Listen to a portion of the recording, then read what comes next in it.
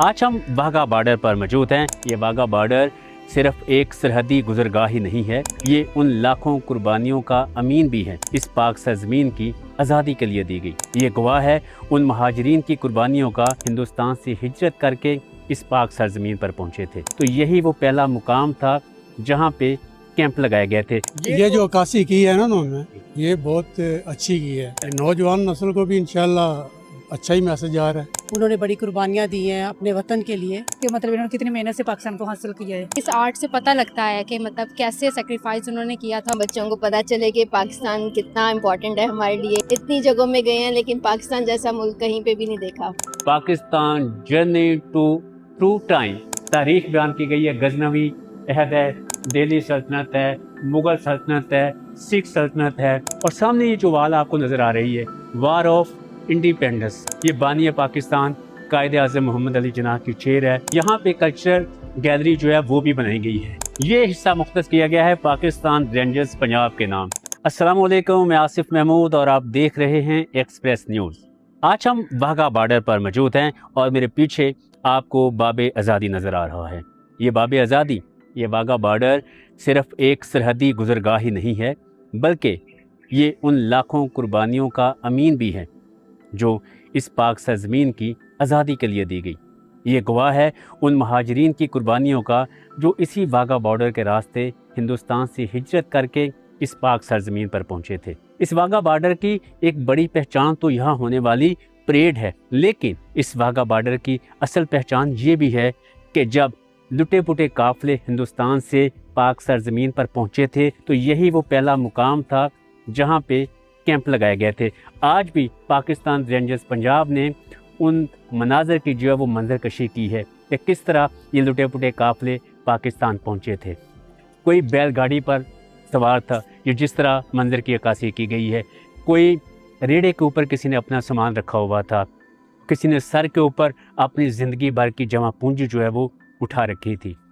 بچے تھے، بزرگ تھے، خواتین تھی، بیمار تھے، اور یہی موسم تھا۔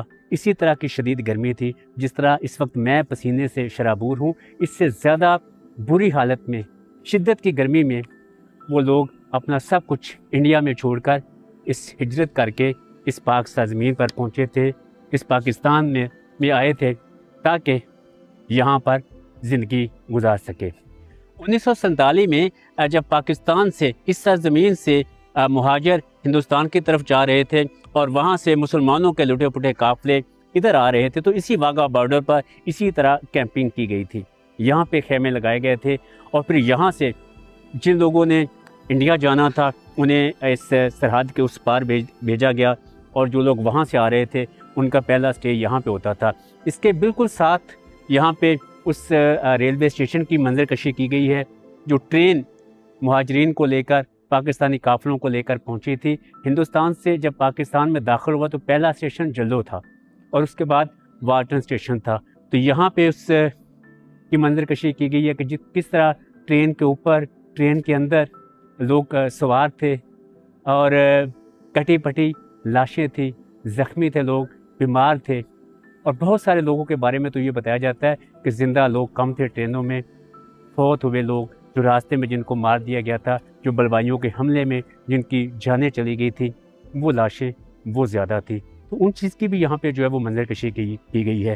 یہاں پہ ہمارے ساتھ ایک فیملی ہے جو پریڈ دیکھنے آئی تھی، اور ساتھ انہوں نے یہاں پہ جو تحریک آزادی کو اور 1947 کی ہجرت کو عکاسی کرتے ہوئے جو منظر کشی کی ہے، اس کے بارے میں ان سے جانتے ہیں۔ آپ یہ بتائیے گا، پریڈ تو ہم دیکھتے ہیں تو ہر ایک پاکستانی کا جوش و جذبہ بہت زیادہ ہوتا ہے، یہاں پہ جب یہ مناظر دیکھتے ہیں جو 1947 کی منظر کشی کی گئی ہے تو یہ دیکھ کے کیا آپ نے، کیا وہ یاد ہے آپ کو مناظر کے کیسے لوگ ہجرت کر کے آئے تھے؟ وہ تو نہیں یاد، صحیح بات کہ 1 سال بعد میں پیدا ہوا۔ یہ جو عکاسی کی ہے نا انہوں نے، یہ بہت اچھی کی ہے، بہت خوبصورت لگتی ہے اور دل کو خوش کرتی ہے۔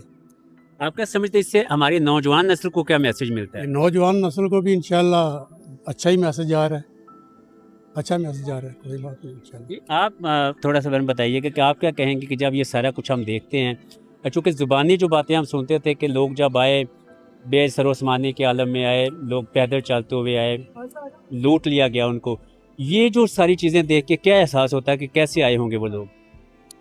وہ تو بڑی مشکل ٹائم تھا جو ان کے لیے تھا.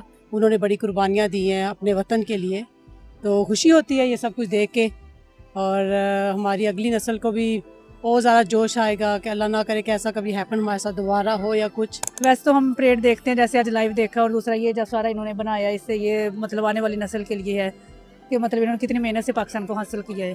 بالکل ایسا ہی ہے کہ ہم نے مطلب اپنی کافی ہسٹری کی کتابوں میں پڑھا ہے کہ مطلب جب 1947 میں سپریشن ہوئی تھی, پنجاب علیحدہ ہوا تھا, تو کافی زیادہ قربانیاں دی گئی تھی, لیکن ہمیں اس آرٹ سے پتہ لگتا ہے کہ مطلب کیسے سیکریفائز انہوں نے کیا تھا اور کیسے سپریشن ہوئی تھی اور کس طرح فردر آگے چیزیں لے کے چلے تھے. کافی عرصے سے پلان کر رہے تھے کہ بچوں کو لے کر آئیں, بچوں کو پتہ چلے کہ پاکستان کتنا امپورٹنٹ ہے ہمارے لیے, اور پریڈ دیکھ کے تو اتنا فیل ہو رہا تھا کہ جیسے کتنا خیال رکھتے ہیں, کتنے وہ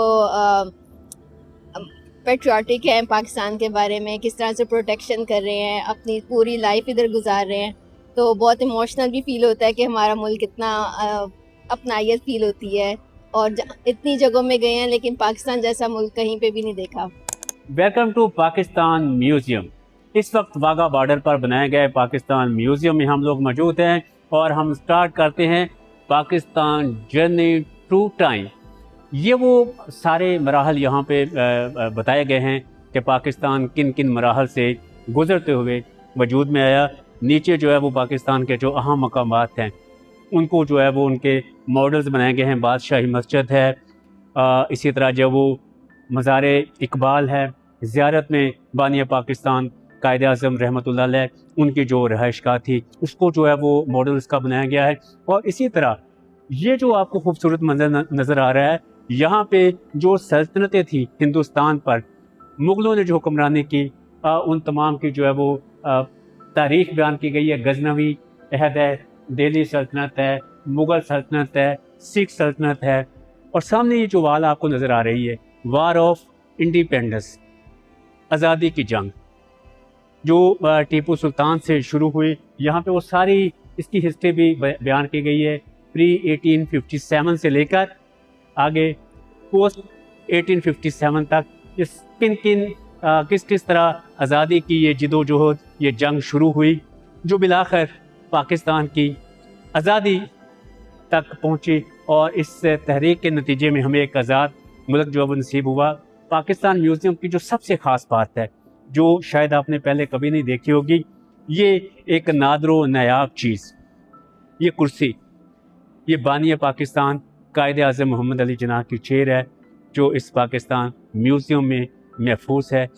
یہاں پر جو لوگ آتے ہیں اس چیئر کو دیکھتے ہیں تو یادیں ان کی تازہ ہو جاتی ہیں. اور اگر اس کے دوسرے حصے میں جائیں تو یہاں پہ کلچر گیلری جو ہے وہ بھی بنائی گئی ہے.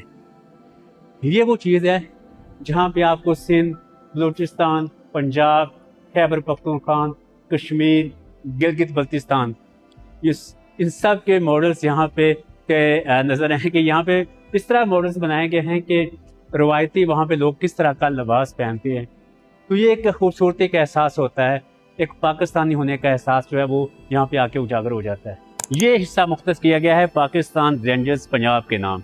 سب سے پہلے یہاں اگر آپ انٹر ہو تو آپ کے دائیں جانب پاکستان رینجرز پنجاب کے جوانوں کی یونیفارم دکھائی گئی ہے, جو مختلف اوقات میں یہ یونیفارم جو وہ پہنتے رہی ہے. ملیشیا کا پہلے وردی تھی, خاکی وردی ہے, اس کے بعد مختلف ادوار میں اب بھی پاکستان رینجرز کے جوان مختلف اوقات میں جو یونیفارم پہنتے ہیں ان کو اجاگر کیا گیا. یہ جو آپ کو نظر آ رہی ہے یونیفارم, یہ وہ ہے جو پریڈ کے دوران پاکستان رینجرز پنجاب کے جوان جو ہے وہ استعمال کرتے ہیں. عام ڈیوٹی کے اوپر یہ یونیفارم ہوتی ہے, اور باقی جو اسپیشل ڈیوٹیاں ہوتی ہیں اس کے ساتھ ساتھ یونیفارم جو ہے وہ چینج ہوتی رہتی ہے.